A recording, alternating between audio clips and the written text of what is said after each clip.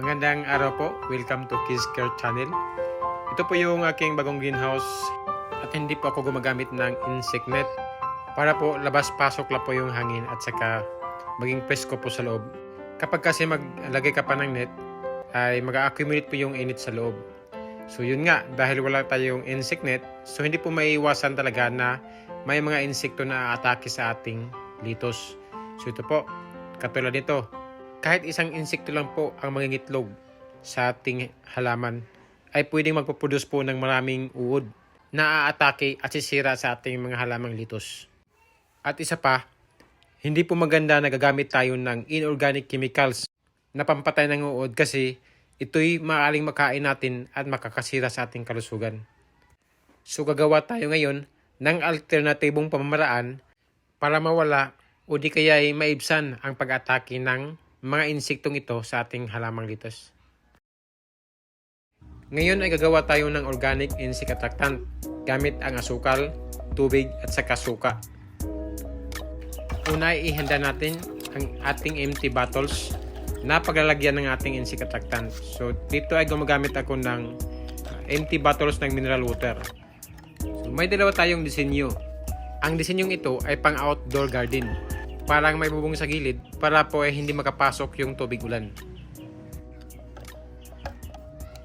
At itong isang design naman po ay pwedeng wala na yung takip sa gilid. Di na po yung kailangan kasi wala namang ulan sa loob ng greenhouse. So mas malaki po yung opening ng ating empty bottles. Ngayon ay gawa na tayo ng ating insect attractant solution.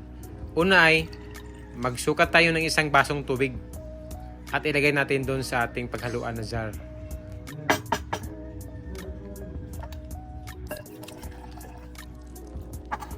Sunod ay magsukat tayo ng kalahating baso na suka. Kahit anong suka po ay pwede. So gumagamit po ako dito ng Silver Swan kasi ito po yung available dito sa amin. So ihalo po natin yung ating suka doon sa ating tubig. Ngayon naman ay ilagay natin yung ating 1/4 kilo na muscovado sugar. Kahit brown sugar po ay pwede rin. So dito po ay gumagamit ako ng muscovado sugar kasi mas mabango po ito para sa mga insekto. Pagkatapos ay haluin ng mabuti hanggang lahat po ng asukal o muscovado sugar ay matutunaw.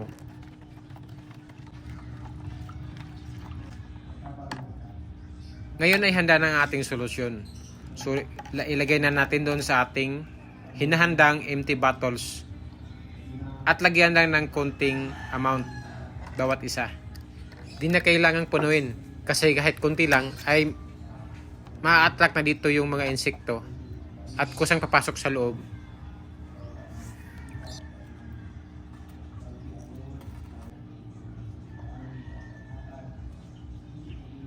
Ngayon ay hinahang na po natin doon sa loob ng ating greenhouse yung mga hinahanda nating insect attractant gamit yung asukal, suka at saka tubig. Ang solusyong ito ay mabango para sa mga insekto na parang nectar kung saan sila ay ma-attract at papasok doon sa loob. Pagkatapos ng 2 linggo mula nang ating ilagay ang ating mga insect attractant ay tingnan natin kung ano ang mga insekto na na-attract at pumasok doon sa ating trap. Ang mga insekto kasing na-attract ay papasok doon sa loob ng ating trap at iinom doon sa solusyon hanggang sa mabusog at malunod sa loob. So dito ay makikita natin yung moth, isang uri po ng insekto na nagpuproduce ng uod.